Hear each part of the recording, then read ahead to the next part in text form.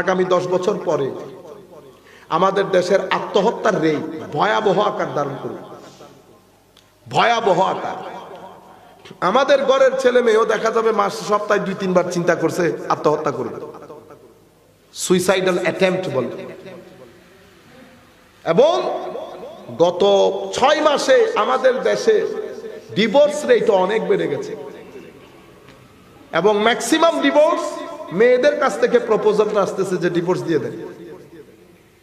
আগামী 10 বছর পরে সেটা ভয়াবহ আকার রূপ নেবে, ভয়াবহ। এরকম সামাজিক অবক্ষয়ের মধ্যে যারা 10, 15, 20 বছর যাদের বয়স, আপনি বুঝতে পারতেছেন তারা কোন আগুনের মধ্যে আমরা তাদেরকে রেখে যাচ্ছে, আমাদের ছেলে মেয়েদেরকে।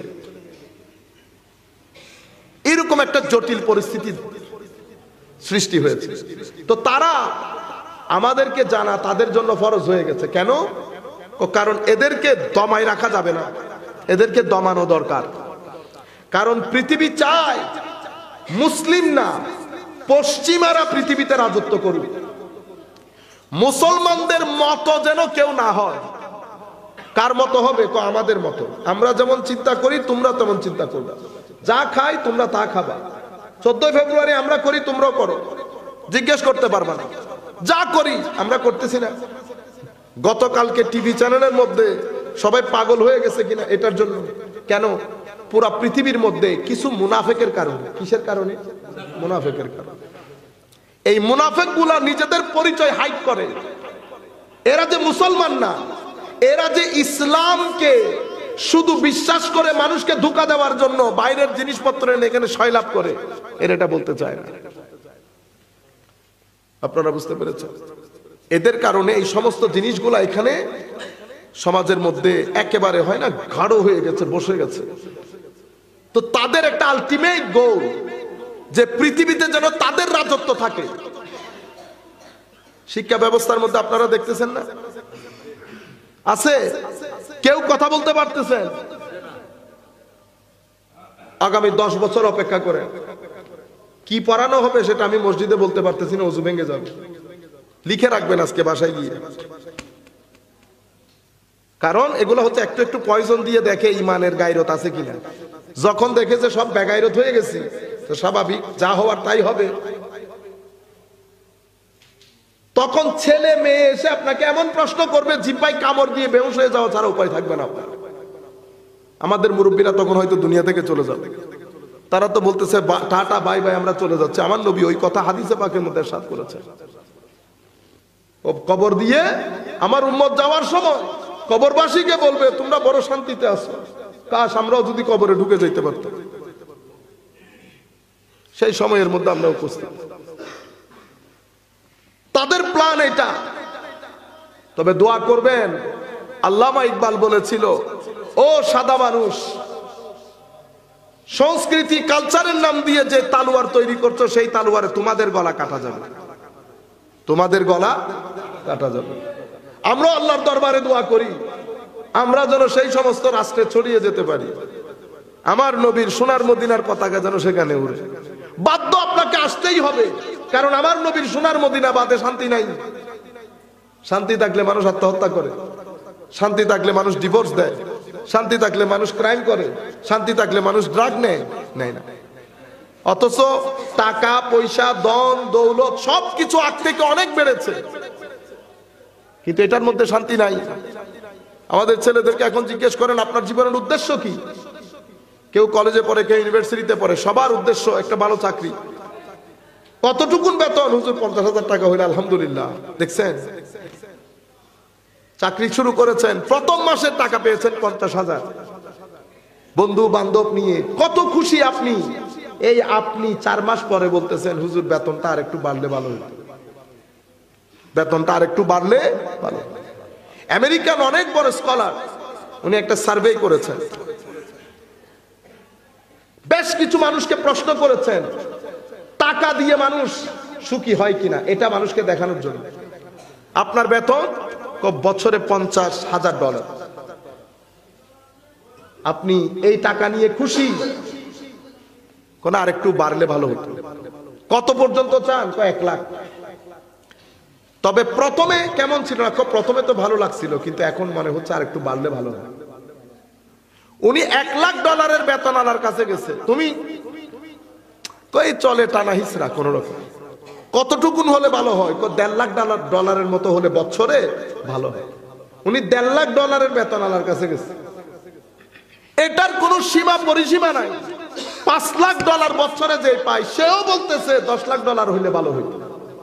মদিনাওয়ালা নবী অনেক আগেই বলে গেছেন, আমার নবী সাল্লাল্লাহু আলাইহি ওয়াসাল্লাম ইরশাদ করেছেন, হায়রে বনি আদম, তারে যদি স্বর্ণের একটা পাহাড় দাও সে আরেকটা পাহাড়ের আশা করবে, তারে যদি আরেকটা পাহাড় দাও সে আরেকটা পাহাড়ের আশা করবে, শেষ পর্যন্ত সে মাটিতে ঢুকে যাবে, শান্তির দেখা পাবে না। আল্লাহকুমুত তাকাসুর হাত্তা যুরতুমুল মাকাবির।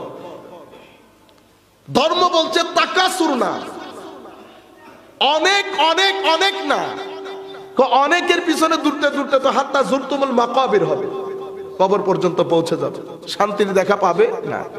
সেই কারণে ধন বলেন, দৌলত বলেন, গাড়ি বলেন, বাড়ি বলেন, যেগুলো আমাদের জীবন দিয়ে হয়েছে, পরে আমরা লেখাপড়া করে যেটা শিখেছি, আমি আমাদের কথা বলি অথবা আরেকজনের কথা। ইংল্যান্ডে যারা যায়, প্রথম কি 2 বছরের ভিসার পরে আরেক বছরের ভিসা, কাশ যদি লেগে যেত, কাশ যদি ভিসা লেগে যেত, 2 বছরের ভিসা পরে 2 বছর লেগেছে, তার শান্তির কোনো শেষ নাই, পার্টি দিচ্ছে কত কিছু, 3 দিন পরে আবার বেজার, কিরে ভাই জানি না আবার পরে কি হয়, ও মা তো আপনার জন্য দোয়া করাইতে করাইতে অবস্থা খারাপ, যে লাউ সেই কো দোয়া। আচ্ছা, টার্গেট আলটিমেটলি ব্রিটিশ পাসপোর্ট, কোন রকম যদি এই পাসপোর্ট নসিব হয়, যেই দিন পাসপোর্ট পেয়েছে সেই দিন মনে হয় যেন 10 গরু দিয়ে চিটাঙ্গে মেজবান খাওয়াবে মানুষ। হোফ, পৃথিবীর সবচেয়ে বড় সুখী মানুষ।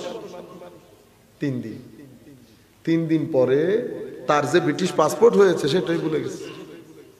এখন তার অন্য টেনশন হয়ে গেছে, ঘর কিনতে পারবে কিনা, ছেলেদেরকে নিয়ে এখানে কেমনে মানুষ করবে।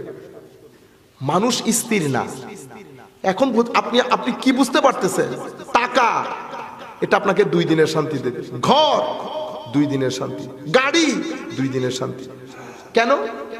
কারণ টাকা, ঘর, হাবি জাবি যা কিছু নিয়ে আপনি জীবন সাজান, যেটাকে আমার আল্লাহ জিনাতু হায়াতিদ দুনিয়া বলেছে, দুনিয়ার সৌন্দর্য বলেছে, এই চাকচিক্য আপনাকে আনন্দ দিবে বেশিতে 10 দিন।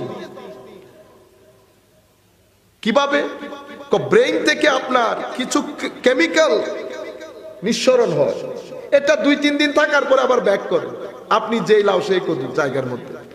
আল্লাহ তাহলে সুখী এবং শান্তিতে কে থাকে? সুখ এবং শান্তি সেই ব্যক্তির অন্তরে থাকে যেই ব্যক্তি দুনিয়ার চাকচিক্যের মধ্যে সৌন্দর্য খোঁজে না, সুখ খোঁজে না, যেই ব্যক্তি সুখ খোঁজে যিনি দুনিয়ার চাকচিক্য বানিয়েছেন তার ভিতরে, তার নাম কে? আল্লাহ। তো মাওলা সুখ কোথায়? ওয়াল্লাযীনা আমানু আশাদ্দু হুব্বান লিল্লাহ। যারা মুমিন তারা আল্লাহকে সবচেয়ে বেশি মহব্বত করে, কারণ সেই মহব্বতের মধ্যেই সুখ আছে। তাইলে মহব্বত 2টা হয়ে গেল না? একটা 14 তারিখের মহব্বত, একটা আমাদের এই মহব্বত। 14 তারিখের মহব্বত আপনাকে নিচের দিকে নিয়ে যাবে, কারণ সেই মহব্বতের শুরু হয় লালসা দিয়ে, লাস্ট দিয়ে। কি দিয়ে? লাস্ট, লালসা। মনে রাখবেন, লালসা আপনার ভিতরে থাকতে হবে, নতুবা তো আপনি পৃথিবীতে কিছুই করতে পারবেন না। আমাদের এই ভাইরা এক বাড়ি থেকে এক বাড়ি, এক প্রোগ্রাম থেকে এক প্রোগ্রাম অর্ধরাত্রিতে যায় কেন? লালসা ভিতরে যদি না থাকতো, লোভ, এটা করতে পারতেন না। মনে রাখবেন, লোভ মানে, আমি আপনাকে বোঝানোর জন্য বলছিল, লোভ মানে কি? চাওয়া। আপনি চাচ্ছেন, সেটা যতক্ষণ পর্যন্ত লিমিটের মধ্যে থাকবে মানুষ দুনিয়া পরিবর্তন করে ফেলতে পারে, কিন্তু সেই চাওয়া যখন লোভে পরিণত হয় মানুষ দুনিয়াকে বিনাশ করে ফেলে। আপনি যে এত বড় বাগান সাজিয়েছেন, কেন সাজালেন? আপনার ভিতরে একটা চাওয়া আছে, আমি এটা করব। বাগান করলেন, বাগান এটা করতে পারতেন না যদি আপনাকে আল্লাহ খাহেসাতে নফসানি না দিত, চাওয়া না দিত, অদম্য স্পৃহা। আপনি করলেন, করার পরে আপনি যখন ব্যালেন্স খুইয়ে আপনার ভিতরে ঢুকে গেছে লোভ। লোভ মানে আপনার আশেপাশের জমিন আপনি চাচ্ছেন না আরো বাড়াবো, তো জমিন তো ওইটাও মুখের, কয়টা আমি জানি কেমনে ট্রিক করে নিতে হয়। এতক্ষণ যেটা ছিল সেটা অ্যাপ্রিসিয়েটেড, প্রশংসাযোগ্য। এরপরে যেটা হচ্ছে সেটা বিনাশ। আমার নবী হাদিসে পাকের মধ্যে বলেছে, যার ভিতরে হিরস ঢুকে যায়, লোভ ঢুকে যায়, তো সেই ব্যক্তি সেই নেকড়ে বাঘে পরিণত হয়। একটা ক্ষুধার্ত নেকড়েকে যদি 10টা ছাগল বিশিষ্ট একটা ঘরে ঢুকিয়ে দেয়, সে 2টা খাবে, 3টাকে ছিড়বে, 10টাকে মারবে। লোভ হচ্ছে সেই ধরনের জিনিস। লোভ একটা খাবে, 10টা ছিড়বে।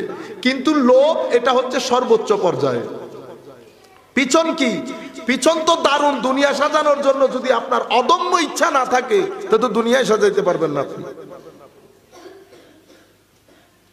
সম্মানিত উপস্থিতি, আমরা একটু দরুদ শরীফ পড়ি। আল্লাহুম্মা সাল্লি